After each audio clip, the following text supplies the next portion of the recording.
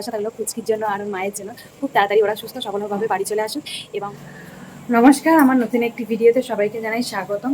যাই হোক, আজকে ছোট্ট একটা ব্লগ নিয়ে চলে এসেছি রিয়া আর সৌরভের, আর কিছু কথা তোমাদের সাথে শেয়ার করবো। যাই হোক, ওদের পুচকি খুব ভালো আছে, আর রিয়াকে এখনও 2 থেকে 3 দিন লাগবে ওকে ছাড়ার জন্য। তার জন্য কিন্তু যেহেতু সদ্য সিজার হয়েছে, সিজার হলে তো কিছুটা সময় রাখে এমনি হসপিটালে, তো ওখানে কিছুটা সময় নার্সিংহোমে রাখবো, মানে 2 থেকে 3 দিন ওর ট্রিটমেন্টটা একটু হোক, ও একটু তারই মধ্যে সুস্থ সবল হলে তারপর ওকে পাঠাবে, মানে ছাড়বে।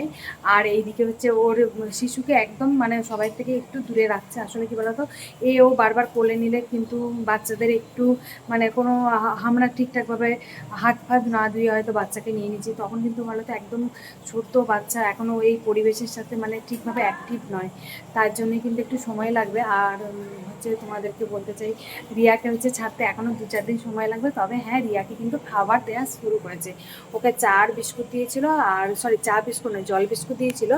আর ওকে হচ্ছে যে ফেনা ভাত দিয়েছে, ফেনা ভাতটা দিয়েছে একদম গলা গলা করে ফেনা ভাত, আর কলা সেদ্ধ এরকম, সরি আলু সেদ্ধ আর ফেনা ভাত দিয়েছিল। তো ও আজকে আপাতত এটাই খাবে, তবে ধীরে ধীরে ওর খাবারটাও চালু করবে, যেহেতু সমস্ত খাবারটাও ওকে দিয়ে দেখবে ওর মানে সহ্য ক্ষমতা হচ্ছে বা হচ্ছে না, এরকম একটা ব্যাপার থাকে। তো যাই হোক, ওদের দুজনের জন্য খুব ভালোবাসা থাকলো, পুচকির জন্য আর ওর মায়ের জন্য। খুব তাড়াতাড়ি ওরা সুস্থ সবলভাবে বাড়ি চলে আসুক। এবং আমার যদি এই ভিডিওটি তোমাদের ভালো লাগে তাহলে চ্যানেলটা সাবস্ক্রাইব করে পাশে থেকো।